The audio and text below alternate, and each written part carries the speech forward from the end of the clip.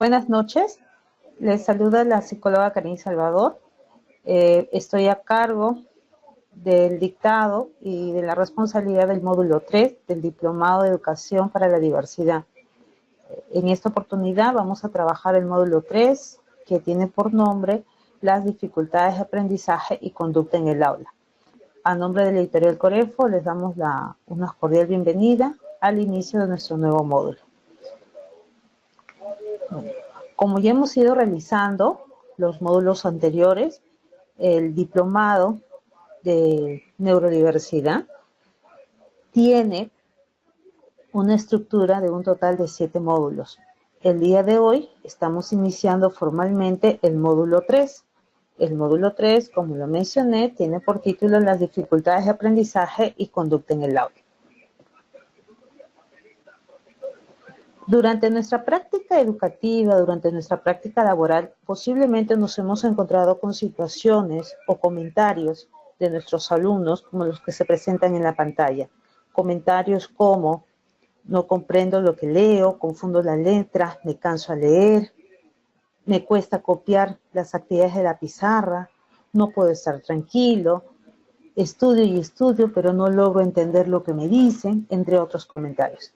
Estos comentarios o situaciones que quizás son muy frecuentes en nuestra práctica diaria es un común denominador en el desarrollo de actividades de un programa educativo.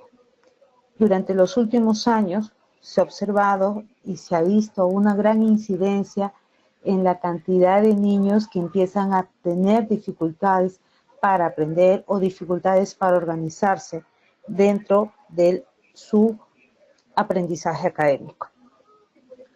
Los invito a que podamos ver luego este video donde se puede ejemplificar mejor cuáles son las realidades y cuáles son las diversas dificultades que a veces encontramos dentro del aula. Iniciaremos nuestra exposición trabajando un poco sobre aprendizaje. Cuando nosotros nos referimos a aprendizaje, nos estamos refiriendo a un constructo que nos hace entender que todo aprendizaje es un proceso mental, un proceso superior que se da a nivel del sistema nervioso central, por el cual adquirimos nuevos conocimientos. Estos nuevos conocimientos están regidos también en parte de los intereses propios de cada estudiante, ¿sí?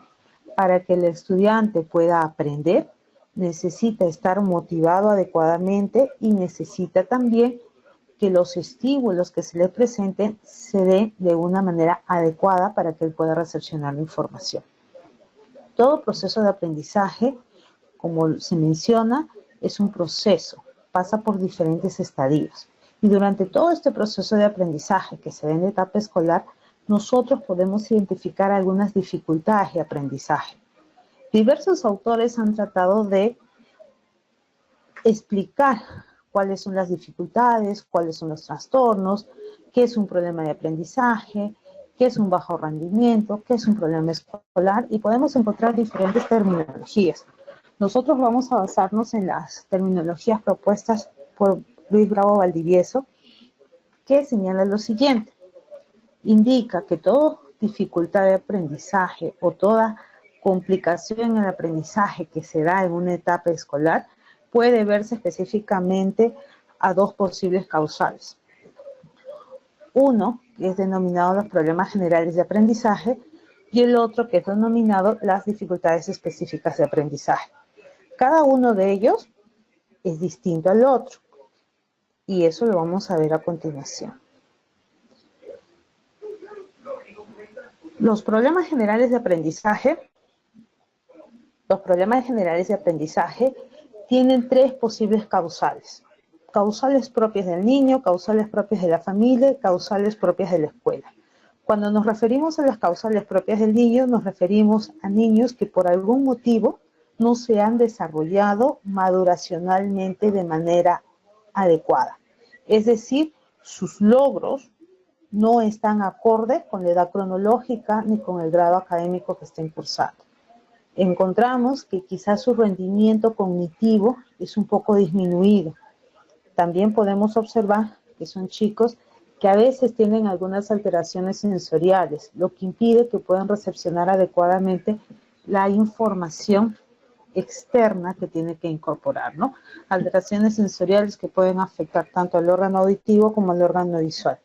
Asimismo, encontramos chicos que pueden tener dificultades en la adquisición de habilidades lingüísticas, niños con dificultades atencionales, organizacionales, niños que tienen una forma de aprender distinta y que eso hace de que tengan quizás un aprendizaje mucho más lento y que posiblemente hay alguna situación que hace que internamente el niño no esté motivado para aprender. A nivel familiar, podemos mencionar que algunas causales pues son las diferencias socioculturales. Esto quiere decir que si en un ambiente, en un clima familiar, no le dan la importancia al proceso de aprender o a que el niño vaya al colegio, que quiera habilidades, indudablemente el niño no va a tener los modelos adecuados para poder replicarlos. De la misma manera, encontramos pues que ambientes que son muy hostiles, ambientes donde hay mucha tensión, mucho estrés familiar, tampoco es un ambiente que pueda propiciar un desarrollo óptimo en cuanto a su aprendizaje y termina siendo un causal de un problema general de aprendizaje, como lo señala Luis Bravo Valdivieso. Otra situación son la parte que se tiene que ver directamente con la escuela. En la escuela podemos señalar algunos aspectos. Factores propios del ambiente físico, como podría ser la infraestructura, los espacios, o aspectos metodológicos que tendrían que ver con aspectos metodológicos un poco rígidos, parametrados y que quizás no son flexibles, considerando que en un grupo escolar encontramos diferentes niños con diferentes habilidades y formas de aprender. Asimismo, podemos considerar también dentro de una causal de la escuela las dificultades que tienen a veces algunos docentes para tener una buena relación empática y que genere unos adecuados métodos de enseñanza, ¿no? A estas tres causales que son propias del niño, de la familia y de la escuela, Luis Bravo Valdivieso lo señala o lo menciona también como factores intrínsecos y factores extrínsecos. Intrínsecos, los que son propios del niño, y extrínsecos, los que tienen relación directa con la familia o con la escuela. ¿De acuerdo? Esta actividad que se está mencionando es una actividad que se va a realizar la clase presencial, es una actividad de reflexión que la vamos a realizar cuando nos reunamos en nuestra primera sesión teórica que vamos a tener el próximo sábado. Cabe resaltar lo siguiente: cuando nosotros hablamos de aprendizaje estamos hablando básicamente de tres factores: factores instrumentales, factores preinstrumentales y factores complementarios. Los factores preinstrumentales que el niño necesita tener para poder aprender son los factores que tienen que ver con sus habilidades básicas para el aprendizaje. Estos factores preinstrumentales se desarrollan generalmente en el nivel inicial y tienen que ver con el desarrollo lingüístico, el desarrollo perceptual, tanto auditivo, visual, áptico, las destrezas motrices en la coordinación motora y fina y la parte de razonamiento, ¿sí? Estos factores preinstrumentales me van a conducir a lograr que el chico pueda tener logros significativos de aprendizaje que se van a reflejar en la lectura, en la escritura y cálculo, dependiendo del nivel escolar en el que se encuentre el niño. La lectura y escritura y cálculo son factores instrumentales. Encontramos también factores complementarios que son necesarios para que se puedan dar el proceso de aprendizaje. Y estos tienen que ver con los niveles de atención, los niveles de memoria y las estrategias de aprendizaje. Los componentes de atención y memoria los conocemos como funciones ejecutivas que tiene que desarrollar el niño. Y las mismas las iremos viendo más adelante y veremos por qué son tan importantes desarrollar estos factores complementarios que finalmente van a originar que los factores instrumentales se puedan desarrollar de manera adecuada. Las funciones ejecutivas son funciones también de índole superior que se desarrollan a nivel del sistema nervioso central. Estas funciones ejecutivas tienen diferentes definiciones y diferentes categorizaciones o diferentes tipos. Esto también dependiendo los autores. Nosotros vamos a tomar la definición de Portolano y la clasificación que hace Portolano. ¿De acuerdo?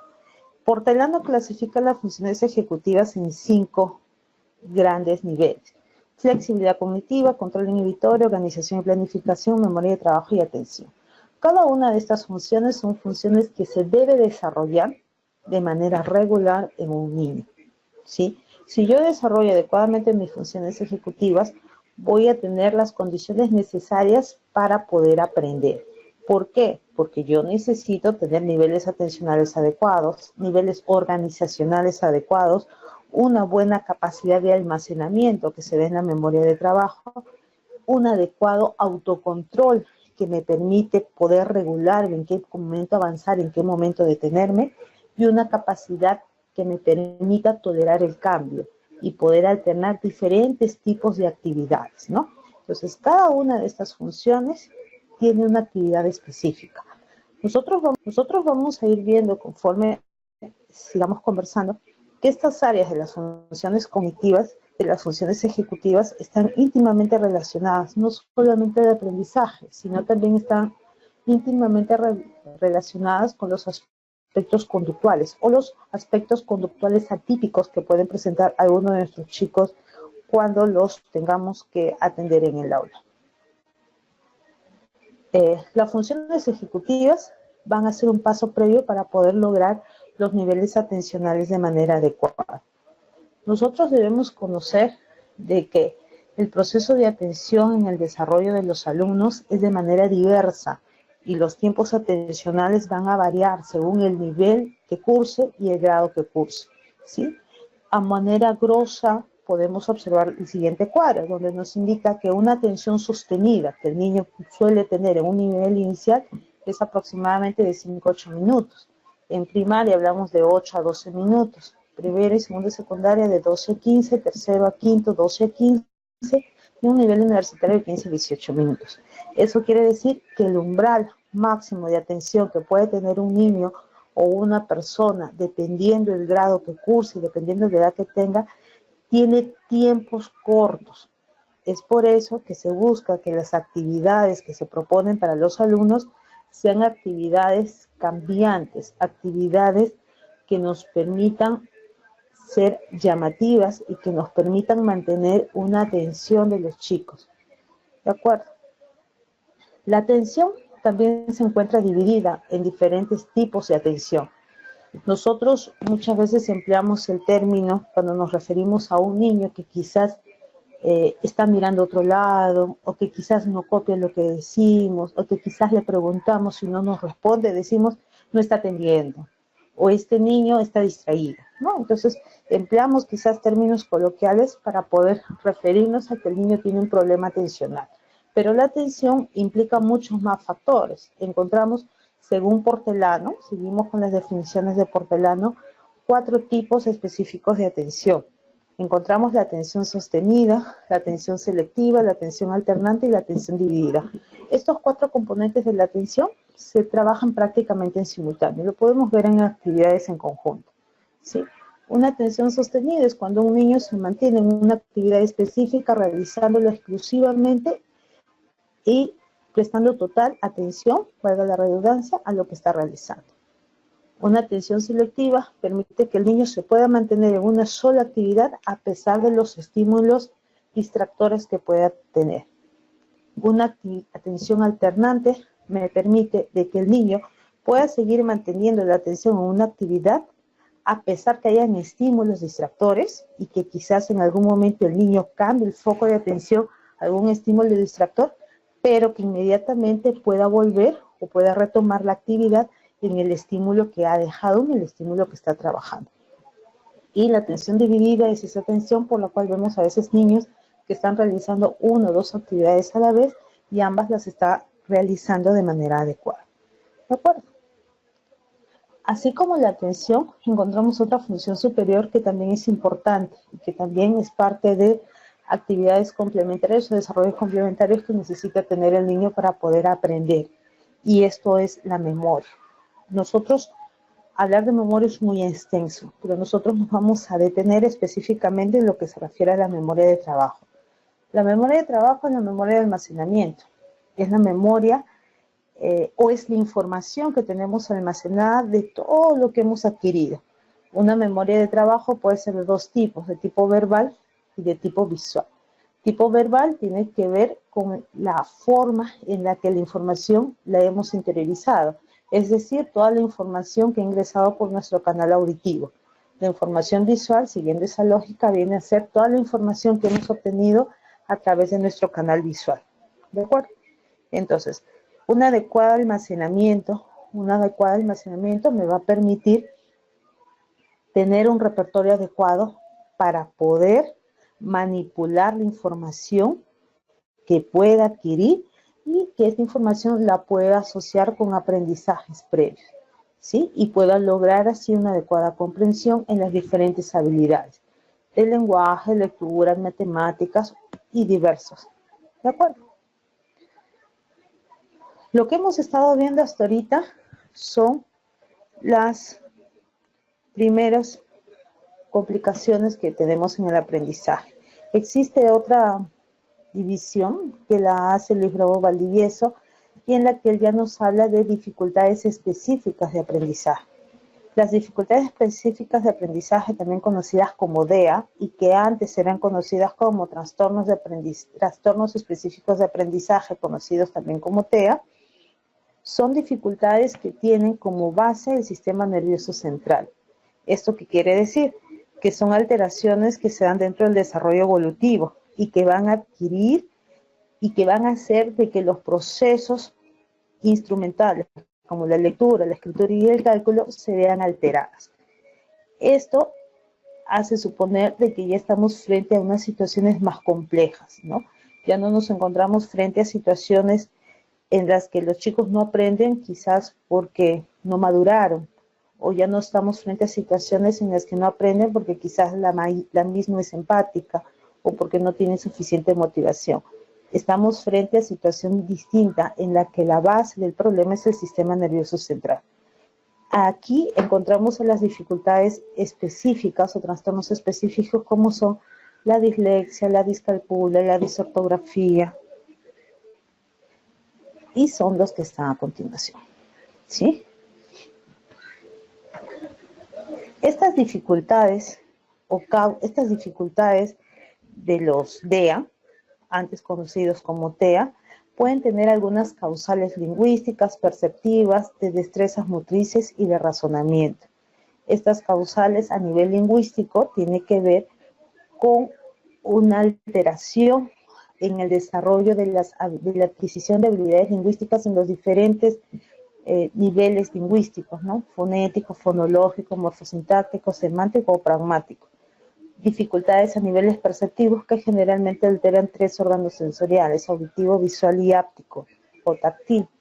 Las destrezas motrices, que tienen que ver con la parte gruesa de movimiento, y la parte fina, que tiene que ver con las destrezas de los miembros superiores. Y el razonamiento lógico-matemático, que tiene que ver con la adquisición de habilidades básicas para aprender, que se da en un nivel inicial, ¿no? Nociones básicas, nociones de tamaño, nociones de tiempo, nociones de temporalidad, diferentes habilidades para clasificar, seriar, o nociones de números a través de la cardinalidad. ¿Sí? Muy bien. Volvamos a los tipos de DEA. Los tipos de DEA que se conocen y que se describen son 4. Tenemos la dislexia, disgrafía, disortografía y discalculia. Cada uno de estos tipos de DEA pueden presentarse de manera independiente o pueden presentarse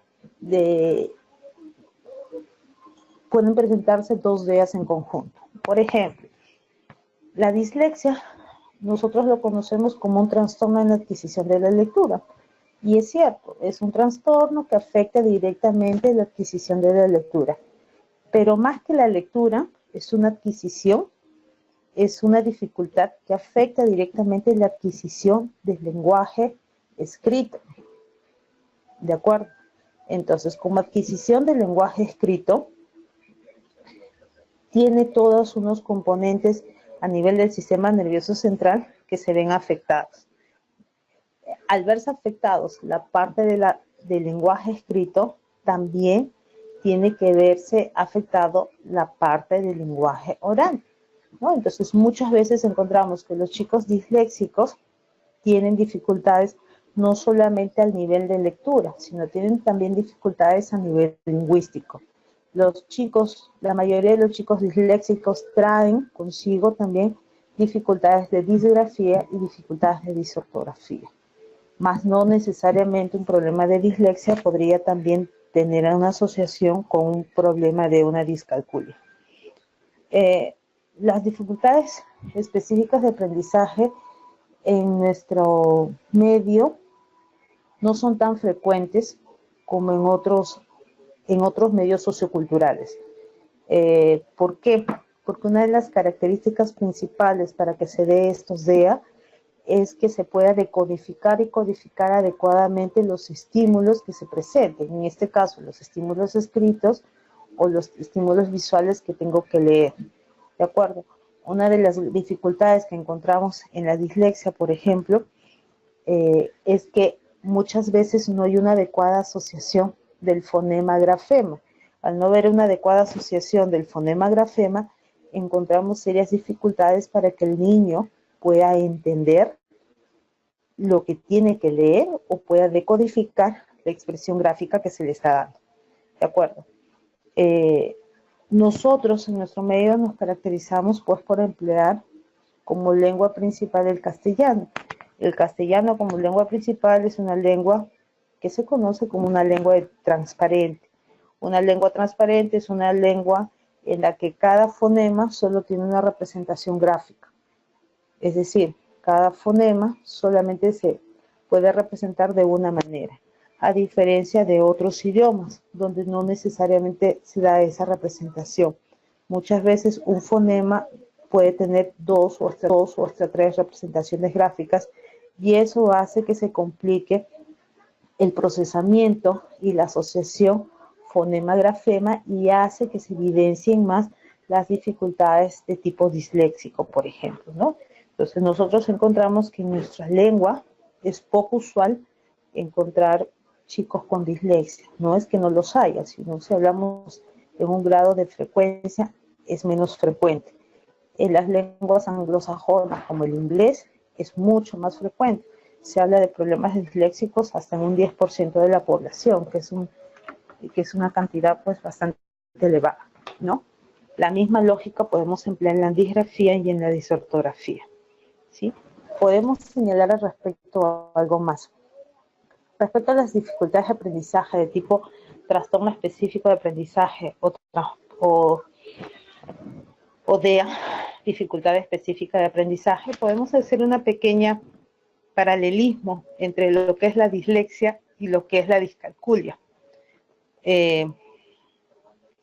Vemos, por ejemplo, que en la discalculia la principal dificultad que encontramos en los niños es que tienen dificultades para entender el sentido del número, asimismo dificultades para memorizar las operaciones matemáticas o entender el sentido de los signos numéricos que vayan a permitir una operacionalidad adecuada. Tiene dificultades en un cálculo fluido. ¿Qué quiere decir esto? No hace representaciones mentales rápidas y presentan dificultades en el razonamiento matemático, ¿no? En caso de la dislexia, encontramos que se caracteriza principalmente porque son dificultades para leer o escribir que se encuentran asociadas pues a un inicio tardío en el desarrollo del lenguaje, ¿sí? en los diferentes aspectos de niveles lingüísticos que ya hemos mencionado, que tienen la dislexia es una condición que van a tener y que es de progreso lento y que afecta las tareas específicas de la lectura y que son observables a partir de los 7 años. Y se caracteriza la dislexia también porque presentan problemas específicos a nivel de lectura y escritura. No solo de lectura, sino de escritura, que era lo que mencionaba hace un momento, ¿no? La dislexia como procesamiento de codificar y decodificar no solamente va a los estímulos visuales, sino también a los estímulos gráficos. ¿De acuerdo? Ese mismo paralelismo lo podríamos hacer en las dificultades en la expresión escrita. ¿De acuerdo? Encontramos las dificultades de expresión escrita que tendrían que ver con una disgrafía con las dificultades que pueda tener el estudiante para procesar visualmente de manera adecuada la información que se le presente, o presentar algún tipo de dificultad en la organización gráfica, ¿sí? La organización gráfica, y esto tendría una relación directa con dificultades en las habilidades visoespaciales, visomotoras, visoperceptivas, o en las habilidades básicas que puedan permitir al niño pues coger un lápiz para escribir, ¿no? Como son habilidades de presión, prensión, etcétera, etcétera. ¿De acuerdo?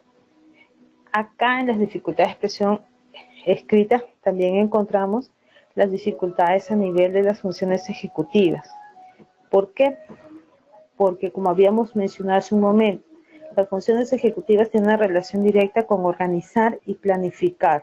Muchas veces las manifestaciones escritas que se evidencian en una digrafía no tienen un orden, no tienen una secuencia, no tienen un inicio, vemos una gran desorganización. Entonces, dentro de las dificultades de escritura, también se considera como un punto importante a considerar el desarrollo de las funciones ejecutivas. Vamos a hablar un poquito sobre el desarrollo de la lectura. Si nosotros queremos conocer cómo es el proceso de la lectura, vamos a ver que dentro del proceso de la lectura se van a ver 4 procesos específicos: el proceso perceptivo, léxico, semántico y sintáctico. Los procesos perceptivos son a través de los cuales nosotros vamos a obtener la información. Los procesos léxicos son los reconocimientos específicos de cada palabra, de cada sonido o de cada grafía que estamos realizando y que nos va a permitir tener un acceso al significado, un significado que está almacenado en nuestra memoria operante, ¿sí? Tenemos un proceso semántico que va a permitir que yo pueda comprender. Yo voy a comprender en función al bagaje lingüístico que tenga también almacenado, ¿sí? Y puede extraer y me permita extraer el significado de lo que estoy aprendiendo. Y finalmente un proceso sintáctico que me va a permitir identificar las distintas partes de las palabras que estoy recepcionando, y asimismo me va a permitir estructurar de manera organizada el concepto no solo de palabras, sino también de oración o textos, y permitirme tener un acceso mayor al proceso de significado de lo que pueda estar leyendo. ¿De acuerdo? Entonces, dentro de la lectura encontramos estos 4 procesos que se están desarrollando de manera adecuada, o deberían desarrollarse de manera adecuada. Errores frecuentes que puedo encontrar en la lectura y en los cuales yo puedo identificar dónde son las dificultades que pueden tener mis niños son las siguientes: dificultades en la exactitud, velocidad, fluidez, expresividad y comprensión. Exactitud tiene que ver con que sustituya, cambie, omita, invierta una palabra, una letra por otra. Velocidad tiene que ver con la rapidez con la que pueda leer. La fluidez tiene que ver con esos espacios que a veces comete el niño cuando está leyendo y empieza a fragmentar, empieza a titubear y no lee de manera continua. La parte de expresividad tiene que ver más con los signos ortográficos, ¿no? No respetar los signos, irse quizás de largo, como decimos, no respetar las comas, los puntos, etc. Y la parte de comprensión tiene que ver pues con la capacidad de que pueda entender la información que se le está dando y cómo lo pueda luego desarrollar.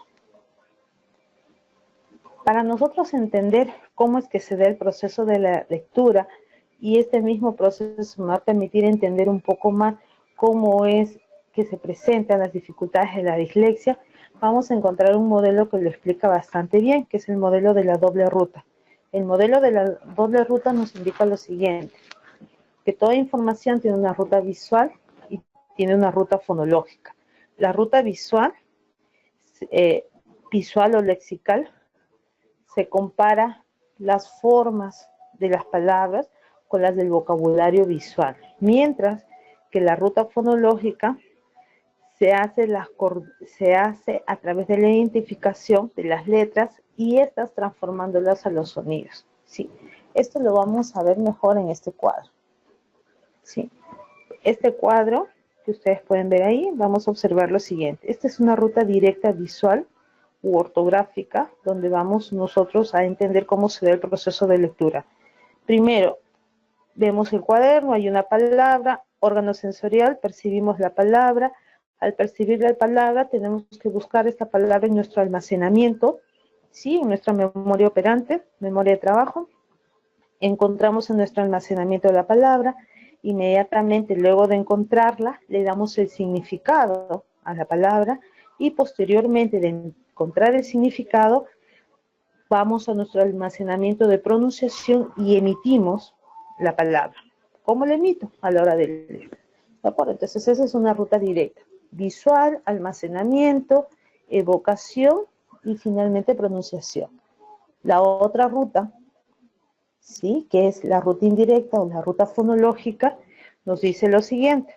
Nos dice que de la misma manera percibimos las palabras, pero estas palabras no buscamos inmediatamente en el almacenamiento, como sucede en el ejemplo anterior, en la ruta visual, sino lo que hacemos es identificar las letras que forman la palabra y a cada letra le asignamos un sonido, que en este caso es un fonema.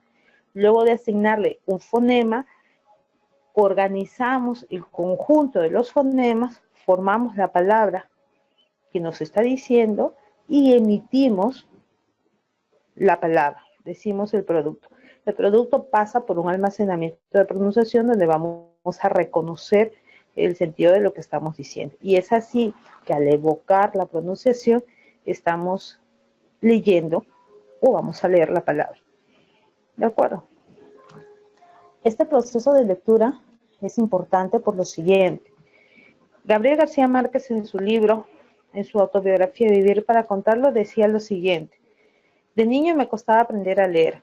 No entendía cómo M más A decía ma. Si M más A era M. Fue hasta que me llevaron a otro colegio en el que entendí que más A es ma. Entendí el mundo de las letras y los sonidos y descubrí el maravilloso mundo de la lectura. Esto lo dice Gabriel García Márquez. Es importante detenernos un poquito aquí por lo siguiente. Cuando nosotros enseñamos a leer a los niños, es necesario enseñarles a leer decodificando y por una ruta fonológica que le permita asociar cada sonido con una representación visual y entender que cada representación sonora tiene una pronunciación que es distinta al nombre de la letra. M es la letra, más no es el sonido. El sonido de la letra M es M, pero se llama M. Entonces, si hacemos esa diferenciación adecuadamente, posiblemente tengamos menos niños con dificultades para aprender a leer. Ahora que estamos viendo este esquema de sistematizar o de organizar sílabas y palabras, esto nos lleva a recordar un poquito lo que es la conciencia fonológica. La conciencia fonológica en sí como proceso es un proceso que nos va a permitir tomar conciencia desde las partes mínimas que conforman las palabras hasta poder organizar palabras, oraciones con sentido. ¿De acuerdo? La conciencia fonológica es importante porque nos va a garantizar el éxito de la lectura, éxito en la escritura, un rendimiento escolar adecuado y con un rendimiento escolar adecuado obtendré pues un éxito escolar. ¿Sí?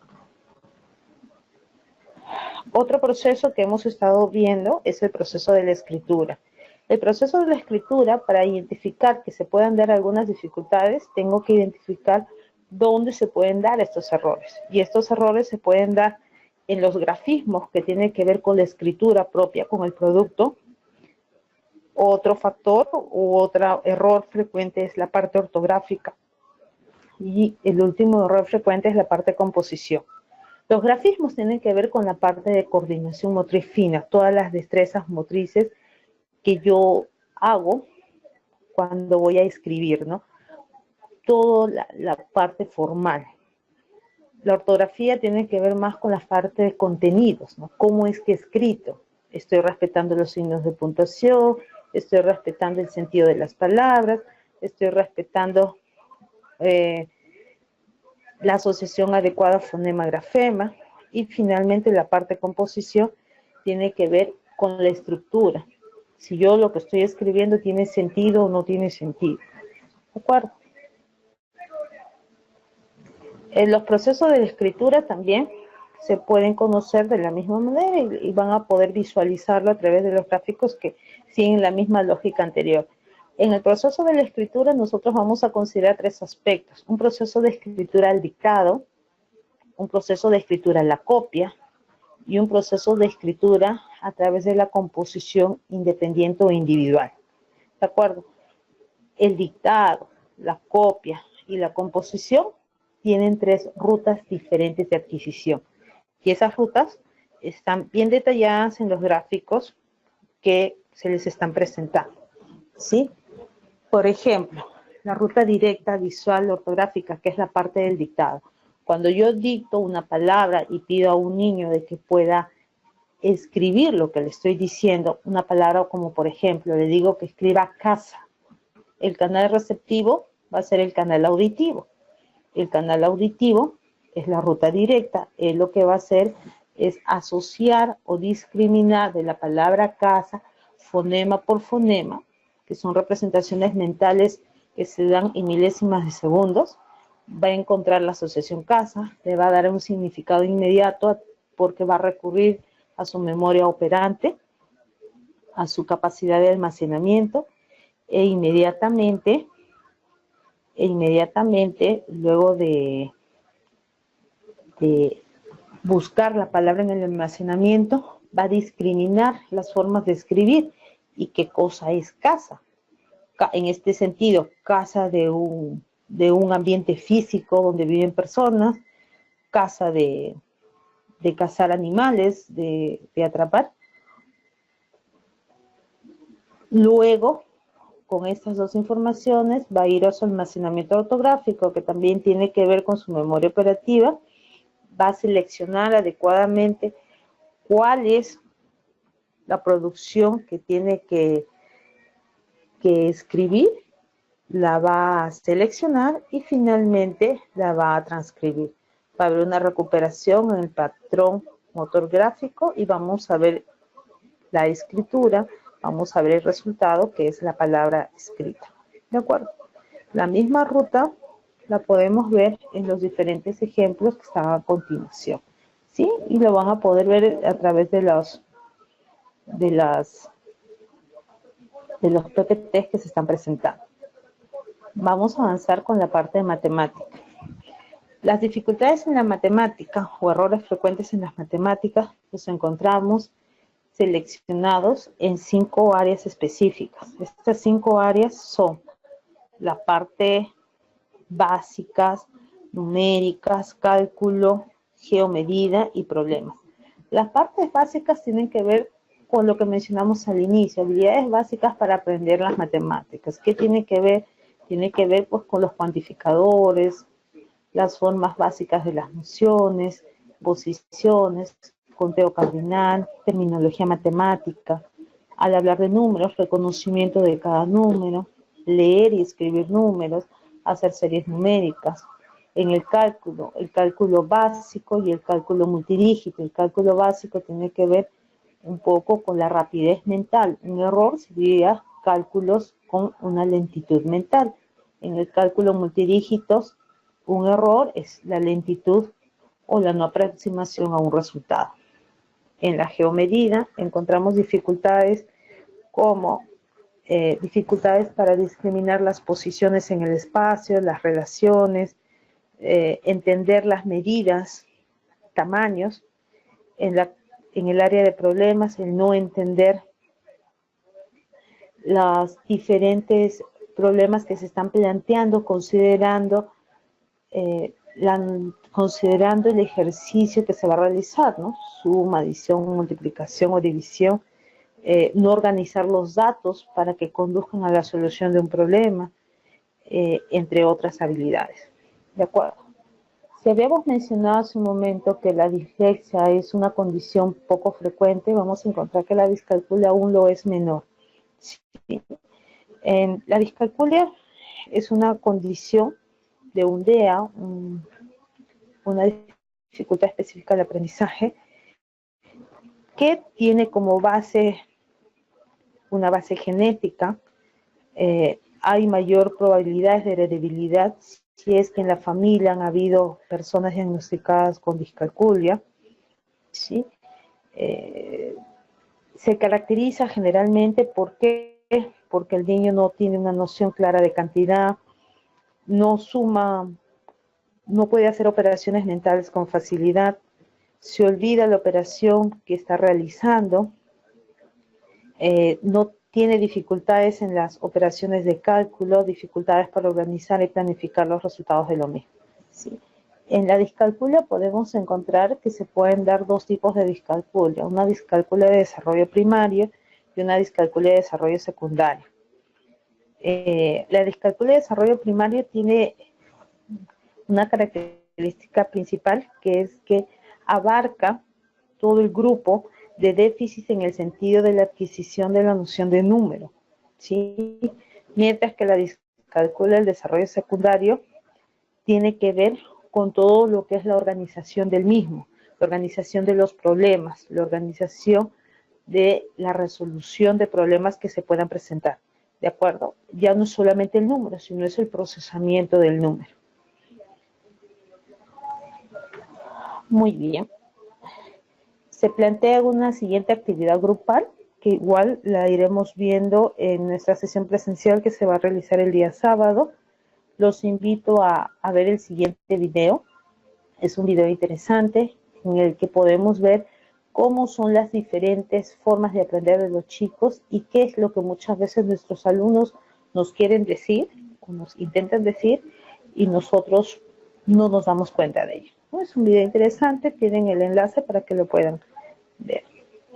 El módulo que estamos viendo en este momento es un módulo de aprendizaje y conducta. Vamos a conversar un poco acerca de la conducta, ¿sí? La conducta es una de las dificultades muy comunes que se encuentra en el aula, ¿no? Dificultades de conducta son las dificultades que a veces tenemos para que los chicos puedan seguir indicaciones, puedan seguir las normas, puedan estar tranquilos, que es lo que a veces mencionan los docentes, ¿no? Nosotros podemos entender la definición de conducta como cualquier actividad muscular, glandular o eléctrica de un organismo. Para que se dé una conducta, sea una conducta adecuada, una conducta inadecuada, tiene que haber un estímulo y tiene que haber una consecuencia, ¿sí? Todo estímulo es una situación externa a la conducta y una consecuencia es un cambio de la conducta, que puede ser buena o que puede ser negativa, ¿sí? Vamos a ver esto. La conducta en sí tiene algunas funciones y podemos agruparlas en 4. La conducta tiene una función básica de que una manifestación conductual lo que busca es recibir un poco de atención. Una manifestación conductual es una forma de escape. Una manifestación conductual es una forma de evitar y una manifestación conductual tiene que ver con la obtención de elementos tangibles, de obtener algo, ¿de acuerdo? Yo busco recibir atención generalmente cuando siento que no soy parte de algo. Trato de escapar cuando siento que de alguna manera necesito tener o tengo una demanda que necesito ser cumplida. Tengo conductas evitativas cuando hay una situación que me da temor, me da miedo, ¿no? Situaciones aversivas. Y tengo búsquedas de obtención de elementos tangibles cuando tengo la necesidad de saciar algún tipo de gusto o algún tipo de necesidad, pues no primordial o no primaria. Una de las dificultades que nosotros encontramos en el aula son la presencia de conductas inadecuadas. Las conductas inadecuadas se pueden dividir en 2 grupos, problemas propios de conducta y trastornos de conducta. En los problemas de conducta encontramos pues las conductas desafiantes, las mentiras, las peleas, conductas de destrucción, conductas disruptivas, ¿no? Entre otras. Mientras que en los trastornos de conducta podemos encontrar el trastorno de déficit de atención e hiperactividad, el famoso TDAH, otros trastornos como el trastorno disocial, que es un trastorno psiquiátrico, o el trastorno negativista desafiante, que también es un trastorno psiquiátrico. Vamos a conversar brevemente sobre lo que es una conducta desafiante. Una conducta desafiante es una conducta que manifiesta dificultades para poder entender las reglas y poder tener claro el principio de autoridad, ¿sí? Generalmente, una conducta desafiante es el resultado de dificultades en conductas de adaptación a un espacio, a un medio, a una persona, y dificultades en las habilidades para poder adaptarse al medio, ¿sí? Las conductas desafiantes deben ser trabajadas considerando el desarrollo de las habilidades y desarrollo emocional, maduracional que pueda tener el niño. Además, también se deben emplear estrategias adecuadas para el manejo de dichas conductas. Algunas técnicas para poder controlar estas dificultades de conducta las podemos encontrar aquí. Por ejemplo, si yo quiero aumentar una conducta buena, puedo emplear técnicas de reforzamiento continuo, principio PREMAR, economía de fichas. El más común es el de economía de fichas, ¿no? Es una técnica que se usa generalmente de premios, ¿no? Le voy dando un sticker por cada logro planificado que se está buscando en el niño. Le doy una carita feliz, un premio que finalmente se acumula, y al acumularse una cantidad de fichas, se ve este resultado o este premio en algo tangible, ¿no? Si yo deseo disminuir conductas inadecuadas, hay otras técnicas, como son las técnicas de extinción, de costo-respuesta, de tiempo fuera, de sobrecorrección o de reforzamiento de otras conductas. La más común es la extinción, ¿no? O sea, a no reforzar inmediatamente una conducta que se desea eliminar. En otras palabras, ignorar a veces la conducta, ¿sí? Tiempo fuera es otra técnica también muy usada, que lo que busca es, si hay una conducta disruptiva, una conducta de descontrol, sacar al niño del contexto, llevarlo a otro ambiente hasta que se pueda calmar y luego devolverlo a la situación o en el ambiente en el que se estaba desarrollando. ¿De acuerdo? Ahora, les quiero presentar a Michael Phelps. Michael Phelps es un nadador olímpico condecorado con más de 22 medallas olímpicas, conocido como el tiburón de Baltimore. Michael Phelps, como muchos otros representantes gloriosos de las artes del deporte, han sido personas o son personas diagnosticadas con TDAH. Michael Phelps pudo canalizar este TDAH, este problema de hiperactividad e impulsividad a través del deporte.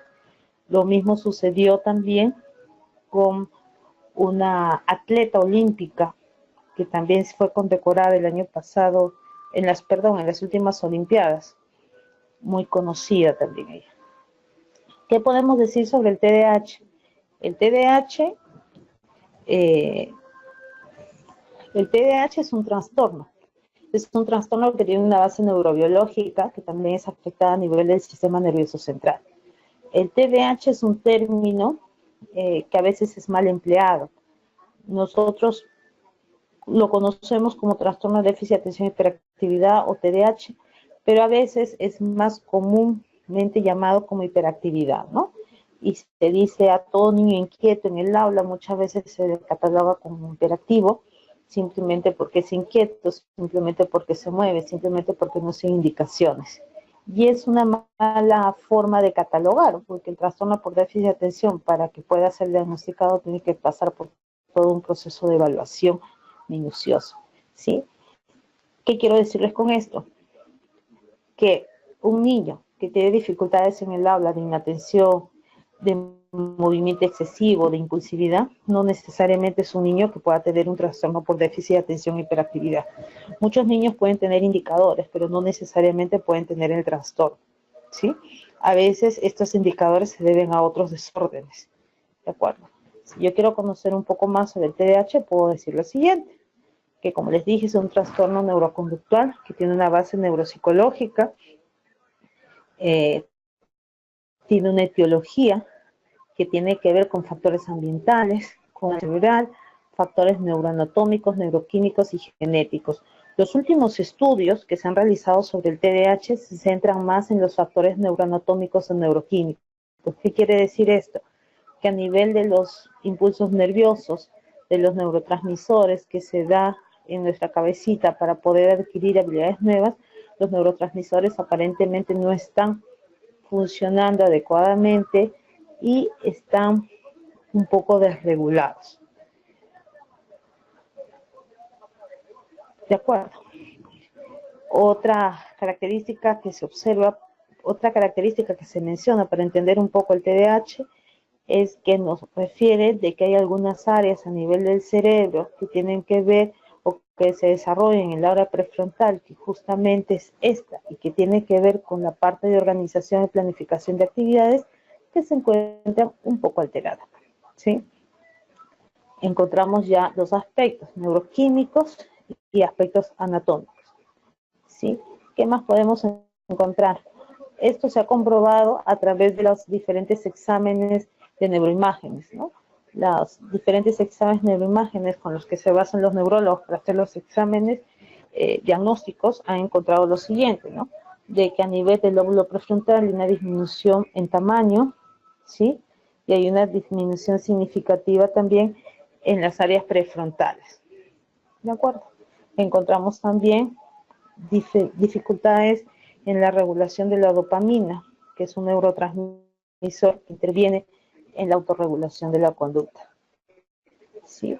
Entonces, vamos a encontrar que a nivel de neurotransmisores hay dos neurotransmisores que están comprometidos dentro del TDAH, que es la dopamina y la noradrenalina.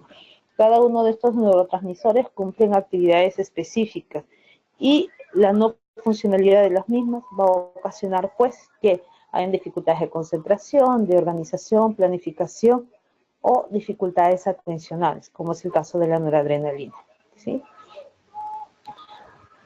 Cuando hablamos de trastorno por déficit de atención y hiperactividad, tenemos que recordar lo siguiente. El trastorno por déficit de atención y hiperactividad puede ser de tres tipos: de tipo de inatención, de tipo de hiperactividad o de tipo de impulsividad, ¿sí? El tipo de inatención afecta directamente la parte atencional. El tipo de hiperactividad afecta directamente a la falta de control que pueda tener el muchacho para poder controlar sus conductas. La parte de impulsividad tiene relación directa a veces con una afección más en la memoria de trabajo. En la hiperactividad encontramos que hay una desorganización bien marcada a nivel de las funciones ejecutivas. Si ustedes recuerdan lo que mencionamos al inicio, habíamos dicho que las funciones ejecutivas tienen que ver con la organización, planificación de actividades. Y justamente es un desorden que se encuentra en la hiperactividad, ¿sí? Entonces, podemos concluir más o menos lo siguiente, de que una alteración en la dopamina va a ser de que los chicos puedan distraerse, puedan estar inatentos o puedan tener conductas desorganizadas. ¿De acuerdo? Si hay una desorganización a nivel de la dopamina, y la dopamina es un neurotransmisor, que es un neuroquímico, parte del abordaje para este trastorno de déficit de atención y hiperactividad es regular ese neuroquímico. Eso implica dar un tipo de medicación, un tratamiento farmacológico que generalmente se realiza con el metilfenidato. El metilfenidato es una medicina muy comercial que se usa para regular estas disfunciones dopaminérgicas, ¿sí? El control neurológico es base para el diagnóstico de un trastorno por déficit de atención e hiperactividad. La medicación funciona y ayuda a los chicos con TDAH, sí, ayuda a los chicos diagnosticados realmente con TDAH y que tienen conductas impulsivas o desorganizadas que ya no pueden controlarse. Ahora, ¿solamente el tratamiento farmacológico es suficiente? No, el tratamiento farmacológico es, digamos, la base, pero esto va acompañado de todo un proceso terapéutico y de acompañamiento, ¿no? Terapia psicológica, modificación de conducta, terapia psicopedagógica, terapia neuropsicológica, entre otras, dependiendo de la condición de cada uno de los niños. ¿De acuerdo? Muy bien. Bueno, para recordar un poquitito, Nosotros estamos en un mundo y estamos trabajando con una generación de niños que lamentablemente está cada vez más expuesta a tener algún trastorno en el neurodesarrollo. Y encontramos cada vez aulas que son más neurodiversas, donde encontramos muchos chicos que tienen desarrollos atípicos. No necesariamente encontramos niños diagnosticados o con un trastorno específico, pero sí encontramos niños con muchas dificultades. En este caso, dificultades para aprender o dificultades para controlarse, ¿sí? Es nuestro trabajo poder contar con herramientas necesarias que me permitan establecer varios medios de soporte. Primero, poder entender a los niños. Segundo, entender que cada uno se desarrolla de una manera diferente. Tercero, de que todo niño, si es diagnosticado a tiempo, podemos encontrar un plan recuperativo para ellos. Y cuarto, podemos mencionar también de que cada niño, cuando es conducido adecuadamente, puede obtener logros significativos en su desarrollo.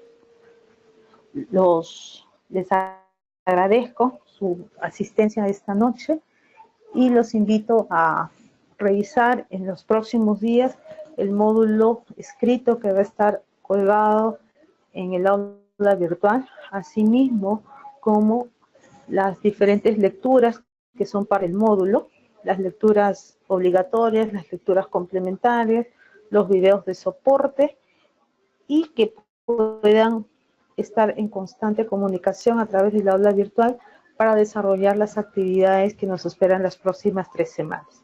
¿Sí? Les agradezco nuevamente y si tienen alguna duda o consulta la pueden hacer. Gracias.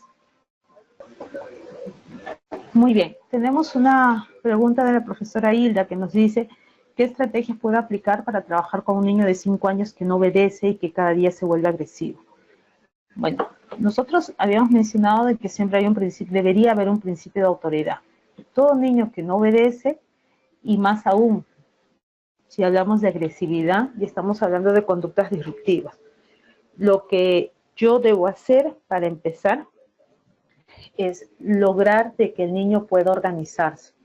Todo niño al que se le organiza o se le anticipa las actividades que realizar en el día, permite como estrategia que el niño se pueda autorregular un poco. ¿Qué quiere decir esto?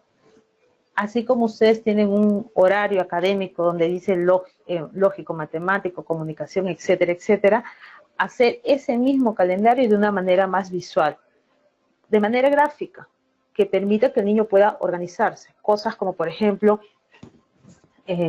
coloco una tarjeta donde llegue el salón y sepa que tiene que colocar la mochila en su lugar, luego tiene que sentarse en su silla a trabajar, luego va a venir el horario de la rompecabezas, luego va a venir el horario de otra actividad gráfica, luego va a venir el horario de la lonchera, luego va a venir el horario del recreo y así sucesivamente.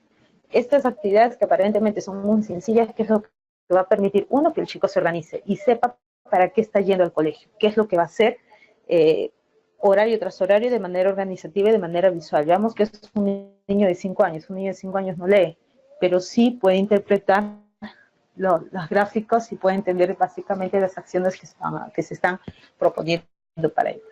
Explicar al niño cuando suceda alguna situación imprevista. Muchos de los chicos con conductas impulsivas no toleran el cambio. Al no tolerar el cambio, su manifestación es pues los gritos, el llanto, la agresividad. Pero si yo me anticipo y le explico, voy a obtener una mejor respuesta en el niño. Y lo otro, casi siempre cuando encontramos conductas de niños que tienen algún tipo de agresividad o tienen conductas disruptivas, no es único en el colegio. Estas conductas posiblemente se presenten en todos los ambientes. ¿A qué me refiero? Deben estarse presentando en el hogar. Entonces, ¿qué es conveniente? Conversar con la familia, con los cuidadores principales y tratar de entender cuál es la causal o por qué el niño se puede estar comportando así. ¿De acuerdo? ¿Alguna otra pregunta? Bueno, nuevamente les agradezco. Nuevamente les agradezco que hayan estado conectados a estas horas de la tarde Igual tienen ustedes los accesos al aula virtual, tienen los correos electrónicos, cualquier duda que puedan tener durante el desarrollo del módulo, respecto al módulo, pueden escribirme al correo electrónico habilitado para el módulo o también a través del aula virtual.